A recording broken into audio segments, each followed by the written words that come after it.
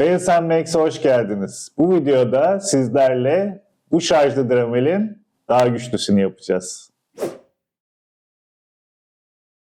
Şimdi bizim her maker'ın atölyesinde bu tip bir Dremel cihazı vardır ve çok işimizi görür. Fakat bu kablolu yapısı ve ağır yapısıyla ve de küçük parçalarda çalışması bu el motorlarıyla zor oluyor. Bu nedenle ben şu tip bir şarjlı Dremel diyeyim artık el motorunu kullanmayı daha pratik buluyorum. Ama bunun performansını bu cihazdan alamıyorsunuz. Çünkü içinde çok küçük bir oyuncak motoru var. Biraz yüklendiğimiz zaman bu Dremel'e motor duruyor. Kullanması pratik olmuyor. Bu zamanında yıllar önce benim yine AliExpress'ten aldığım bir cihaz. Ucuz da bir cihaz. Bu da ucuz bir cihaz. Hep böyle şeylerde ben ucuz cihazları tercih ediyorum. 3 tane devri var. Ama sesin geliyor mu bilmiyorum. Devri sınırlı ve gücü de sınırlı aynı şekilde. Bir gerçek 220 voltta çalışan Dremel'in performansını göstermese de atölyede çok kolay, hani elinizin altında hemen küçük detay işleri yapmada çok işe yarayan bir cihaz. Şimdi bu Dremel'in gücüne yakın, bunun kadar güçsüz değil, ara bir güçte olan, bunun kadar rahat kullanılan, esnek, sağa sola taşınan, atölyede, masada her yere bırakabileceğimiz bir cihaz yapmak istedik. Yani bunun güçlüsünü yapmak istiyoruz kısaca. Bunun içindeki küçük motor yerine daha büyük bir motor belirledik. Bu motorla bu Dremel'i tekrardan yapmak istiyoruz. Öncelikle bu sefer orijinal ticari ürünün içini gösterelim istedim bu sefer için. Bu cihaz nasıl çalışıyor? Normal Dremel'de olduğu gibi şurada bir sabitleme düğmesi var. Buradan sabitleyebiliyoruz bunu. Şunu sıkmışım çok.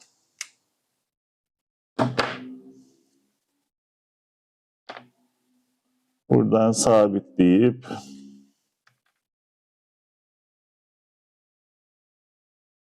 açılabiliyor. Buradan 4-6 tane vida ile bunu sabitlemişler, kapatmışlar. Bakalım bu olacak mı? Açtığımız zaman şöyle bir 180 boyutunda motor, rulmanla sabitlenmiş buradaki mandren buraya ki yandan yük bindiğinde motora yük binmesin diye. Bir kontrol kartı ve küçük bir pili var. Bizim yapacağımız şey de buna çok benzer. Burada mandrende bakın bir tane yuva var. Bu yuvaya bir tane yaylı mil var. Bu giriyor. Şuna bastığımız zaman bu mandrenin içindeki bu kısma girerekten bunu sabitliyor. İçini gördükten sonra biz de çok benzer bir şey yapıyoruz. Şimdi bizim projemizi anlatayım. Şimdi bizimse bir plastik gövdemiz var. Burada biz 180 değil 380 diye geçiyor bu motorun boyutu. 380 boyutunda bir motorumuz var. Bu gövdeyi biz ikiye ayrılan değil tek parça yaptık. Bunun da farklı sebepleri var. Sonuçta biz hazır malzemeler kullanmamız gerekiyor projelerimizde. Burada motor milinin uzunluğu sınırlı. Bu motoru arkadan gönderdiğimizde şu ortada sabitleyeceğiz. Ucuna mandrenimizi takacağız. Bu mandrenle ilgili bizim bir şeyimiz oldu. Şurada şu kısmında çapı sanırım 9,5 geliyordu bunun. Şu kısmını biraz incelttik. Artık bu 9,5 çap gelen çap bu rulmana geliyor. Bu 17 dış çapı 9 iç çapı olan bir rulman. Bu rulmana oturuyor artık burası. Ve bu yataklamayı bu rulmanla sağlıyor olacağız bunda da. Şuraya bir yarık açtık. Bu bir E ile açılabilir ama biz bunu freze ve torna kullandık. O imkanlarımız vardı ama bu şuradan bir matkaba bağlanıp zımpara kağıdıyla çapa getirilebilir. Biraz uğraştırır ama gelir. Şu kısmı da E ile açılabilir. Biz bunu frezede açtık. Biraz orada imkanları kullanmışlığımız oldu. Neyse. Biz bunu rulmanla yataklıyoruz. Motorun ucuna takıyoruz. Şöyle. Bu yatağı burada şu parça oluyor. Bu da rulmanın kapağı oluyor. Arka kısmına pili, ve şarj devresini taşıyacak bir parça geliyor. Ortada anahtarımız oluyor. Bu projede ilk kez pil kutusu kullanmayacağız. Buraya vidamızı şöyle bir vidayla, bir kalem, tükenmez kalem yayıyla buraya mandalini sabitleyecek bir mil takacağız, mil yapacağız. Şimdi başlayalım. Önce bu sabitleme kısmıyla başlayalım. Sonra elektroniklere geçeriz. Şimdi önce şu mandalini sabitleyeceğimiz şey için lazım olacak. Şununla bir deneyelim yapmayı. Tükenmez kalem yayını kullanacağım. Şöyle şu kadar bir yay alsam fazlasıyla yetecektir. Yayı kısaltmam gerekiyor. Çok uzun. Şimdi çok uğraştık, didindik ama kesmedi. Ağır aletleri çıkartıyoruz. Evet, Dremel videosunda Dremel kullanacağız. Evet, yayımızı elde ettik. Hatta biraz fazla bile olmuş. Biraz daha kesmem gerekiyor. Buradan bir cetvel alalım. Ya da kumpas. Yaklaşık yay boyu. Evet, yaklaşık 8 milimlik bir yay gerekiyor bize. Evet, şimdi daha iyi. Şimdi projenin en zorlu kısmı şu. Somunu buradan geçirmesi. Onun için önce bir boşta geçirip ben bu fiberli somunu biraz aşındıracağım. Fiber kısmını biraz aşındırmak bize bir sonraki aşamada yardım edecek. Şimdi buradaki oyuk altı köşe şeklinde, altı köşeye vidayı somunu oturtursak dikkatli şekilde sıkabiliriz. Şu an evet. Somun yuvaya oturdu. Şuradaki vidanın ucu somunun dışına yaklaşık 2 milim kadar çıkacak. Bunun yeterli olması gerek. Hemen kontrol edelim.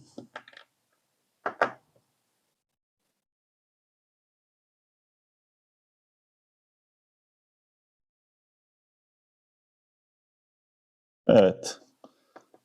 Kontrol ettiğimizde tam yuvasına oturuyor. Şimdi bu mandalini nasıl bu hale getirdik? Onu hemen göstereyim. Yani biz tornada yaptık ama siz nasıl yapabilirsiniz minimum aletle? Matkabımıza bağlayıp ardından ile ya da bir parça zımpara kağıdıyla, zımpara kağıdı daha da rahat olacaktır. Bir parça zımpara kağıdına sürterekten çapından alabilirsiniz.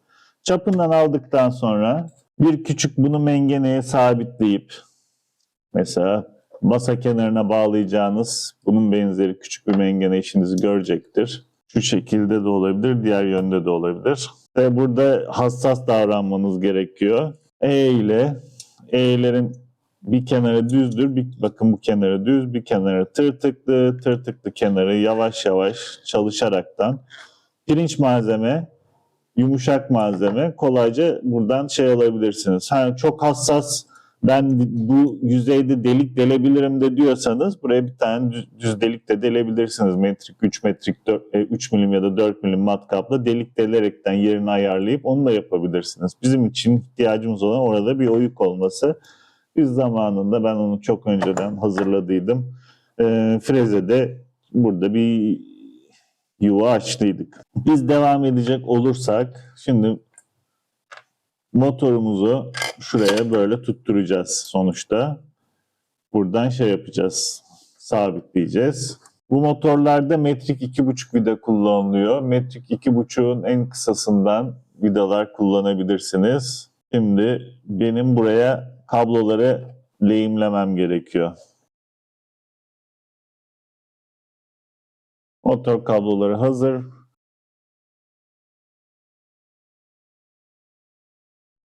Burada YSB yıldız silindir baş metrik 2,5 çarpı 8 vidamız varmış. İnşallah uzun gelmezler. Yoksa uçlarını zımparayla kısaltacağız. Neyse ki hard disk zımparamız var böyle işler için. Böyle vidalar takınca özellikle uzun olma ihtimali olan vidalar kullanıyorsanız vidaları taktıktan sonra motorun rotoru bu takılan vidalara sürtüyor mu diye elle çevirmenizde fayda var ki bu motor sürtmedi. Şimdi bu kısım tamam gözüküyor. Şimdi elektrik bağlantılarına devam etmeden önce ben şu mandrenimizi takacağım.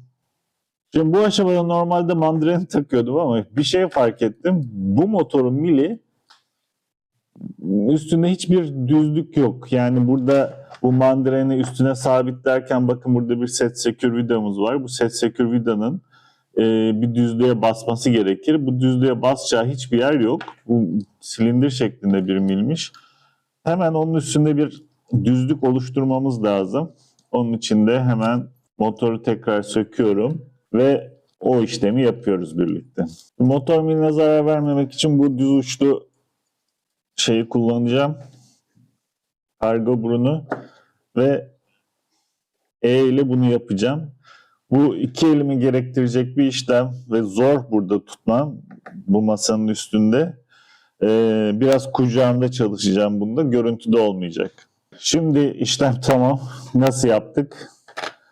Kargo burununa tuttuk. Şuradan mümkün olduğunca uçtan ile düz geçtik mil dönmeyecek şekilde. Bakın şu motorun şimdi düz tarafı, milin düz tarafı böyle. Yani normal tarafı. Bizim şöyle, milin normal tarafı şöyle. Bizim eğlediğimiz taraf ışıktan gözüksün diye bir oynataraktan şey yapıyorum. Bakın şuraya çok az bir şey düzlük yapmamız yeterli olacak. Buraya çok az bir düzlük yaparaktan biz buraya mandreni takabileceğimiz bir yüzey elde ettik. Mandreni sabitleyebileceğimiz. Hatta mandreni şimdi burada sabitleyeceğim ben şimdilik. Bundan sonra uğraşmamak için. İki tarafta da set secure vida var ama bir tarafının üstünde bir tarafı düz bir şeye, milin düz bir tarafına bassa yeterli. Şimdi geçici olarak tutturdum ben bunu böyle. Tekrardan gönderiyorum. Evet, vidaları tekrardan sıktım. Milini kontrol ettim, dönüyor. Sıkıştırmadı. Yerinde, tamam. Mandalini sökmem gerekti vidaları denk getirmek için tekrardan oturtacağım. Şimdi önce milin düz kısmını üste getiriyorum. Geldi.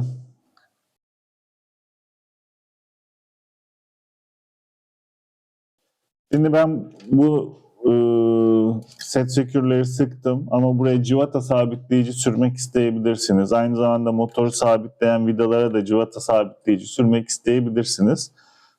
Civata sabitleyici sürülse daha sağlıklı olacaktır. Zamanla gevşeme yapabilirler sonuçta. Şimdi şu kısmımızı da takıyorum. Ve bastığım zaman sabitliyor. Güzel. Metrik 2 vidalarımızı alalım. 2x6 bunlar yeterli.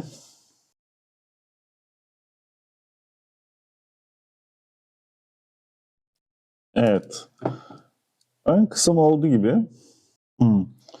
Şimdi şöyle bir şeyimiz var. Şu burada bir kasıntı oldu. Onun için motor rahat dönmüyor.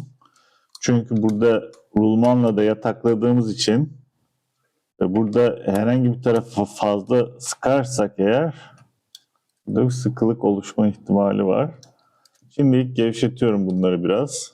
Videonun ilerleyen aşamasında bunları tekrar kontrollü bir şekilde sıkacağım motoru çalıştırdıktan sonra. Şimdi kablolamayla devam edersek, şimdi anahtarı bağlayarak devam edelim. Artıyı anahtardan geçirelim. Artı kutbu.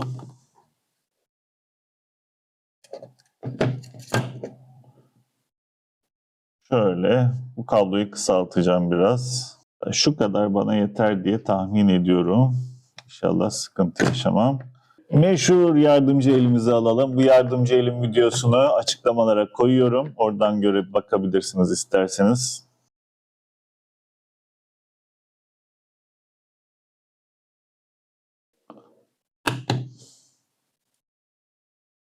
Evet, düğme de yerine oturdu. Artı kutbu bağladık. Artı ve eksi bağlantılarımızı yapacağız. Düzgünce sokabilirsem. Şu şekil buraya yerleşecek. Buraya da şarj kısmımız gelecek. Bu pili hatırlarsanız bu pilimizi 2,5 inç hard disk videosunda bir laptopumuzu parçalamıştık. O laptopun içinden almıştık, kullanmıştık. Orada 8 tane pil vardı. Bir tanesini 2,5 inç hard disk videosunda kullandık. Kalan pillerden birisi de buydu. Şimdi bu pili de bu videoda değerlendireceğiz. Şu tabların olması burada bizim işimize yarıyor. Bu tabları kullanaraktan pili ısıtmadan lehim yapabileceğiz bu pile. Bu sefer bu videoda işte bu amaçla tabları bağlantılarımız olduğu için kullanmadık. Pil kutusu kullanmadık açıkçası. Bakıyorum şundan kurtulabilirim. Dikkatli bir şekilde kesiyorum. O kısmı attık. Burayı da atabilirim. Şimdi bu en ucuz, piyasada bolca bulabileceğiniz lityum iyon pil şarj devresi TP4056. Bunlar da iki tip oluyor. Bu 4056 modülü şarj etmenin yanı sıra pil yönetim devresine de sahip şu kısımdaki çipler. Şu TP4056 şarj ediyor. Bu kısım ise pilin aşırı deşarj olmasını ve aşırı akım çekmesini engelliyor. Yani daha doğrusu motorun aşırı akım çekmesini engelliyor ve pili aşırı deşarj etmesini engelliyor. Bu nedenle motor ve batarya buna ayrı ayrı bağlanıyor. Şu içteki pinlere artı ve eksiye bataryayı yani pili bağlayacağız. Şu dıştaki pinlere de motordan gelen kabloları bağlayacağız. Bu da şuradaki yuvasına yerleşecek. Buradan da arkadan şarj olabilecek USB-C ile. Şimdi önce motorun bağlantılarını yapacağım buraya.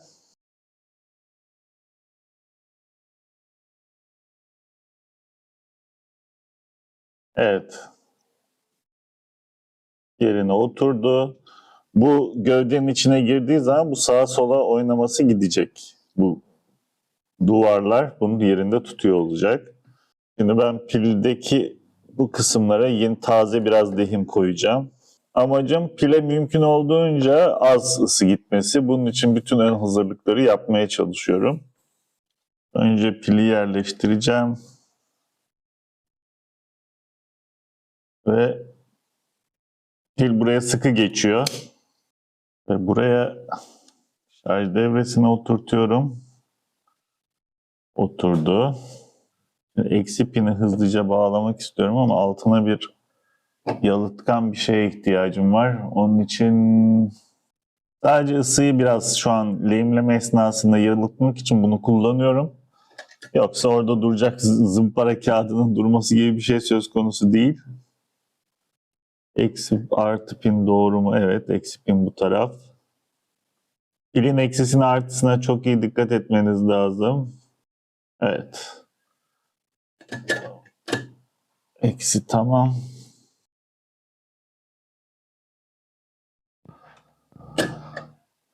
Artı pin de tamam. Bakalım çalışacak mı? Kader anı.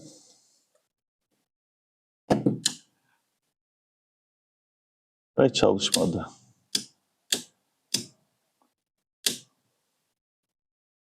Şimdi güç kaynağımdan bir elektrik vereceğim. Bu güç kaynağımızı yaptığımız video ile ilgili linki de yine açıklamalara bırakıyoruz. İlginizi çekerse onu da izleyebilirsiniz. İlk videolarımızdan biriydi bu güç kaynağı. Evet, 4,2 volt ayarladık.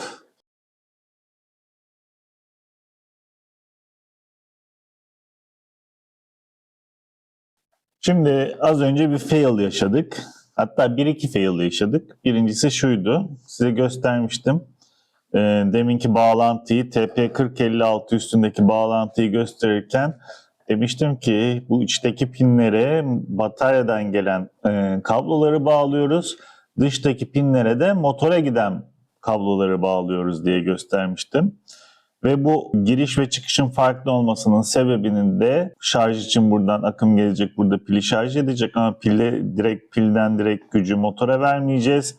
Buradaki çıkış pinlerini kullanacağız. Bu çıkış pinlerinin arasında batarya yönetim çipi var ve batarya yönetim çipi pilin aşırı deşarj olmasını engelleyecek diye bahsetmiştim. Yalnız buradaki batarya yönetim çipi 3 amper akıma kadar destekliyor. 3 amperden fazla bataryadan akım çekildiği zaman bataryayı korumak için akım çekilmesini durduruyor. Bu durdurunca nasıl olur? Durdurduğu zaman buradaki batarya yönetim çipi motor kısmına, çıkış kısmına 4.2 volt verdiğimizde resetliyor kendine. Tekrardan akım vermeye başlıyor. Çip sıfırlamış oluyor kendini. Biz bu 4.2 voltu bu çıkışlara verip resetlediğimiz zaman motor bir süre çalışıyor, sonra duruyor. Kontrol ettiğimizde motor zaman zaman 5 ampere kadar akım çekebiliyor buradaki motor. Şimdi 5 ampere kadar akım çekmesi 3 amper limitini aşması demek ve buradaki batarya kontrol çipinin akımı kesmesi demek anlamına geliyordu ki buradaki batarya yönetim çipi bizim ihtiyacımızı karşılamıyor. Projeyi tamamlamak için motora direkt olarak bataryanın pinlerinden bağlantı sağladık. Batarya doğrudan motoru besliyor. Bu şöyle bir risk demek. Bataryayı aşırı deşarj edebiliriz. Lityum iyon pilleri de aşırı deşarj etmemiz pilin bozulmasına neden olabilir. Şimdi biz bunu bir süre için dikkatli kullanacağız bu cihazı. Şu an projeyi tamamlamak için bağlantıyı bu şekilde yaptık. Önümüzdeki dönemde tekrardan bu projeye geri döneceğiz. Bu şarj devresinin haricinde harici bir batarya kontrol kartı takacağız. Batarya yönetim kartı takacağız. Daha güçlü olacak bu 10-15 amper gücü destekleyen, 10-15 amper akımı destekleyen bir kart olacak. Ve bu sayede güvenli bir şekilde bu cihazımızı kullanacağız. Şimdilik biz bu projeyi bu şekilde tamamlayacağız. Fakat ilerideki videolarımızdan birinde tekrardan batarya yönetim devresi takıyor olacağız. Aha, yerinden çıktı. Bastığımızda şu an çalışıyor. Bir sıkıntımız yok. Buradan USB-C'den de şarj edebiliyor olacağız. Pilimizi, bataryamızı, şarj kartımız yerine oturdu. Şu kabloları biraz katlamamız gerekecek. Ve buradan gönderdiğimiz zaman işte en kritik, evet şurası. Şu yanlarda çok yerimiz yok. Onun için 6 milim yerine 4 milimlik vidaları kullanacağım. Çok derinliği yok vidanın gidebileceği. Çalışıyor bu.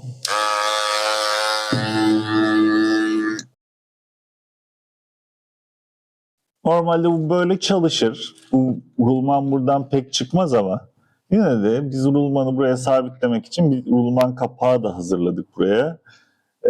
Dekoratif amaçlı 8 tane vida var burada ama ben 4'ünü takacağım sadece. 4 vida yeterli. Tam karşısına da bir tane takacağım. Şimdi öncelikle bu rulman kapağını takınca sadece 4'ünü kullandım ama buraya ben 8 tane delik çizimde bıraktım. Dekoratif amaçlı 4 tanesi yeterli. Rulman kapağını takınca sesi daha iyi oldu. Bir uğultusu vardı, o azaldı. Bu projede en kritik şey şu sıkma kafasını sabitleyecek şu düğmeydi aslında. Evet. Yerini bulduk. Şimdi bunun çalışması önemli ve en yaratıcı şey de oydu bir bakıma. Hani burada bir vidayı kullanmak, ondan sonra bir kalem yayını kullanmak. Yaratıcı kısmı oydu. Tasarımda şu kafa kısmını tasarlamak zordu. Tek parça yapmamızın sebebi kullandığımız rulmanın büyük olması ve motor montaj vidalarının üstünü kapatmasıydı. Eğer onlar kapatmıyor olsaydı bunu 2 parça sağa sola açılan bir tasarım yapacaktık. Ama o kapattığı için böyle ön tarafa ayrı böyle değişik bir tasarım yapmamız gerekti. Şu ticari güçsüz ürüne göre biraz daha iri ama yine de gayet ele oturan, yani kolay kullanılabilecek bir ürün. Şimdi bakalım, bir kullanmayı deneyeceğiz. Şimdi parçamızı takalım. Evet, yerini bulduğu zaman bu da aynı şekilde çalışıyor. Normal Dremel'lerde. Şu zımpara aparatımızı, bir dakika, içindeki Dremel mandren mi yanlış? Bu mandren küçük. Yok, bu daha iyi. Şu an taktığım daha iyi. Daha sıkı kavradı. Bunlar genelde elle sıkma yeterli olmuyor. Ben bunları bir de şuradan sabitledim. Artık dönmeyecek şekilde. Yüklendiğim zaman bir penseyle tamamdır. Bir tane plastik, önceki çekimlerde kullandığımız fazladan elimizde bir plastik parça var. Bunun üstünde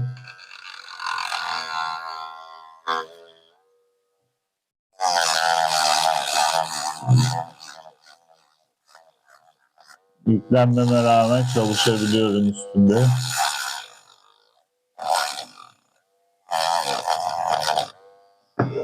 Ahşapta deneyelim. Burada bir hurda ahşap parçamız var.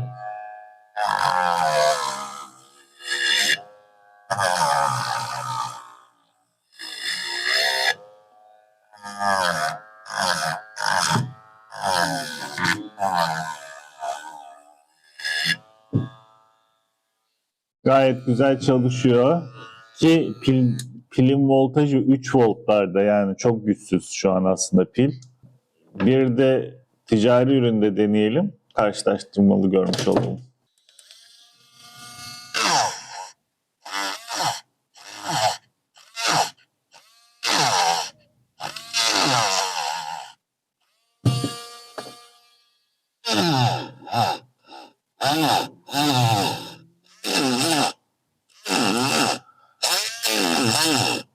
Aslında bu daha hızlı dönüyor gibi, sesi en azından öyle.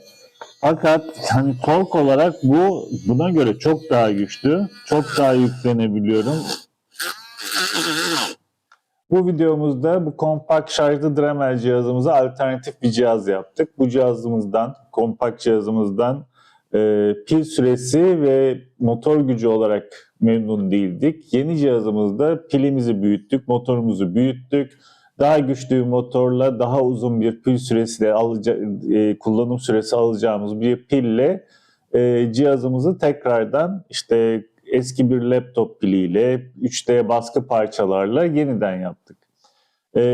Bu cihazda pil koruma devresi olarak şarj modülünün üstündeki pil koruma, daha doğrusu pil yönetim çipini kullanmıştık. Bu pil yönetim çipi sadece 3 ampere kadar desteklediği için bizim kullandığımız motor için zayıf geldi. Motor 5-6 ampere kadar akıp çektiğinde pil yönetim devresi motora giden akımı kestiği için motor çalışmayı kesti. Daha güçlü, daha yüksek akımı destekleyen bir pil yönetim devresine ihtiyacımız var. Bununla ilgili de bu harici bir pil yönetim devresi kullanaraktan bu projeyi tekrardan hayata geçireceğiz. Şu an için bu kullanılabiliyor olsa da pilimizi özellikle aşırı deşarj edersek pilimiz ölüyor olacak şu anki cihazın şu haliyle. Önümüzdeki hafta ya da bir sonraki hafta bu cihazı tekrardan baştan yapıyor olacağız. Harici bir pil koruma, pil yönetim devresi kullanıyor olacağız. Bu pil yönetim devresinin gerekiyorsa, plastik kutumuza sığmayacak olursa plastik kutusunu tekrardan tasarımını yeniliyor olacağız ve sizlere bunu da gösteriyor olacağız. Bu projemizle ilgili ya da diğer projelerimizle ilgili yorum ve önerilerinizi aşağıda belirtebilirsiniz. Yapmamızı istediğiniz başka fikirleriniz varsa onları da bizle paylaşırsanız elimizden geldiğince proje planımızı almaya çalışırız. Bir sonraki videoda görüşmek üzere.